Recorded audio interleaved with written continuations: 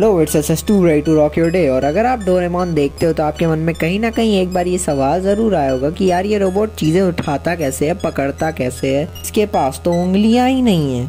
और आज मैं आपको वही बताने वाला हूँ कि डोरेमोन एक्चुअली में ये चीज़ें पकड़ता कैसे है। सबसे पहले तो अगर आपको साइंस नहीं पसंद तो मुबारक हो, आप पकने वाले हो।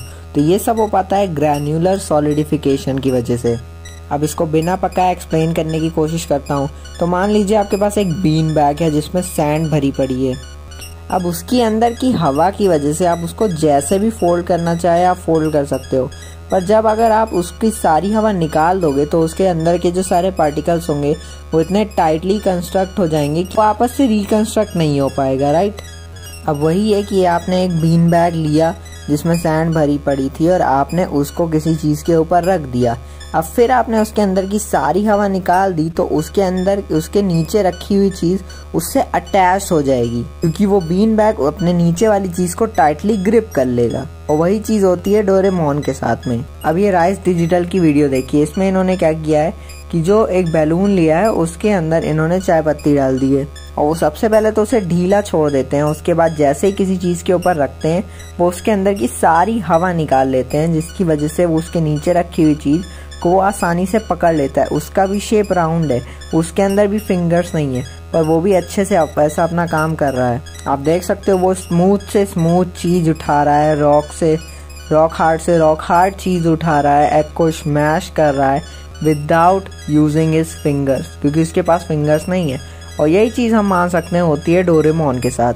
उसके हाथ के अंदर भी कुछ ना कुछ ऐसा है, सैंड पार्टिकल्स हो चाहे कुछ हो, जिसकी वजह से जैसे ही अपना हाथ रखता है किसी ऐसी चीज़ पे जिसको उसे उठाना रहता है, पिक करना होता है, तो उसके अंदर की सारी हवा निकल जाती है। मतलब उसके हाथ के अंदर की सारी हवा निकल जाती है और वो उसको टाइटली ग्रिप कर लेता है। इसी की वजह से डोरेमोन बहुत भारी से भारी सामान भी आसानी से उठा लेता है। आपने देखा होगा वो एनीवेयर डोर इतने आसानी झटके से उठा लेता है। वैसे इसका यही रीज़न हो ये श्योर नहीं हूँ, क्योंकि उसका हैंड कभी फोल्ड होते हुए दिखाई नहीं दिया है।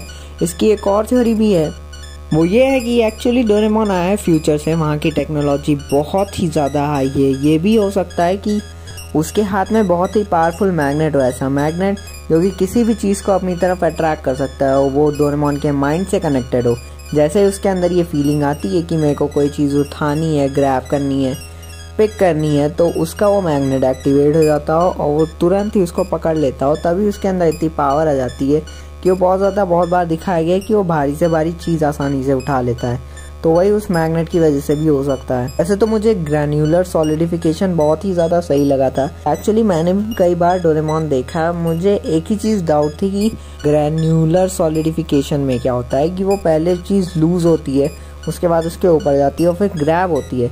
पर डोरेमोन का हैंड की जो साइज़ है वो कभी भी चेंज नहीं होता है। जब भी वो किसी चीज़ को पकड़ता है वो गोल ही रहता है, बस उसके ऊपर ऐसा लगता है कि कोई चीज़ चिपक गई, जैसे मैग्नेट में कोई चीज़ चिपकता है। तो ऐसा हो सकता है कि वो ऐसे ही मैग्नेट की वजह से हो, क्योंकि ऑब्वियसली इतने ऐसे गैजेट बन चुके हैं उस 22nd सेंचुरी में जो कि पॉसिबल टाइप के हैं। तो ऐसा मैग्नेट वहाँ पे बनना जो कि किसी भी चीज़ को अट्रैक्ट कर सके, माइंड से कनेक्टेड हो, वो बहुत बड़ी बात नहीं, वो भी आसानी से हो सकता है। और मैं यहीं पे अपना सारा फैलाया हुआ रायता समेटता हूँ। Thanks for watching this video. और अगर आपको पसंद आई हो तो do like and subscribe and comment what should I improve. Bye.